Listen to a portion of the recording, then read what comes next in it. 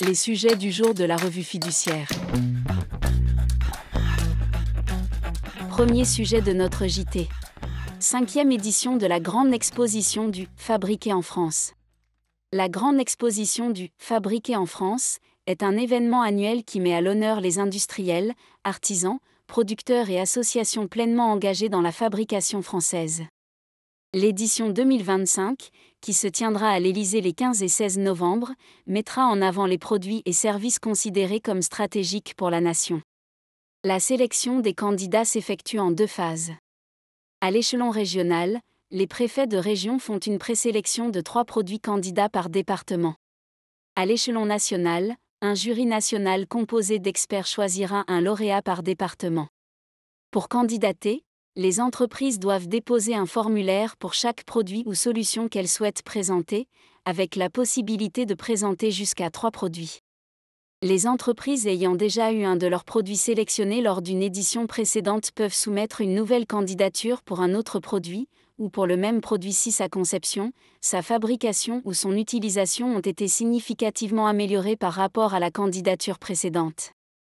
Les critères de sélection sont, notamment, le respect de l'environnement, l'innovation sociale, le maintien des savoir-faire régionaux et la contribution au développement économique local.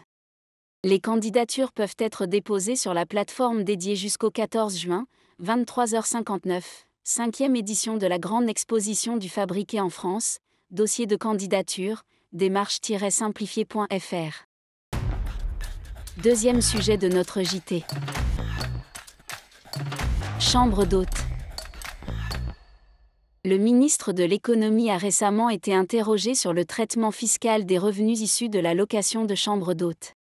À compter des revenus de 2025, cette activité relève du régime micro-BIC dans la limite de 77 700 € de chiffre d'affaires, avec un abattement de 50%. Quant aux gîtes ruraux, dans la mesure où ils sont considérés comme des meublés de tourisme, ils bénéficient du même régime lorsqu'ils sont classés. Les meublés de tourisme non classés sont éligibles au régime micro-BIC dans la limite de 15 000 € de chiffre d'affaires seulement, avec un abattement de 30%. Le ministre a également précisé qu'un groupe de travail a été constitué afin de réfléchir sur le sujet de l'offre touristique dans les zones rurales. Troisième sujet de notre JT. Vers une modernisation des titres restaurants ?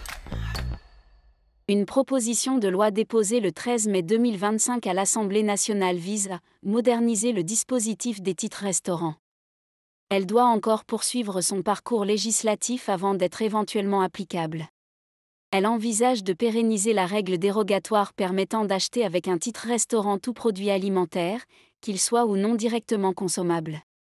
Elle propose aussi la possibilité pour les salariés d'utiliser les titres restaurants sur l'ensemble du territoire national, sans restriction liée au département du lieu de travail. Par ailleurs, le texte permettrait de fixer par décret 2 plafonds journaliers d'utilisation des titres restaurants. Un pour les commerces de détail en magasins non spécialisés à prédominance alimentaire, grande et moyenne surface, selon l'exposé des motifs. Un autre pour les restaurants, hôtels-restaurants et assimilés, ainsi que les autres commerces de détail alimentaire. Pour mémoire, actuellement, le plafond d'utilisation est de 25 € par jour, sans distinction selon le lieu d'utilisation.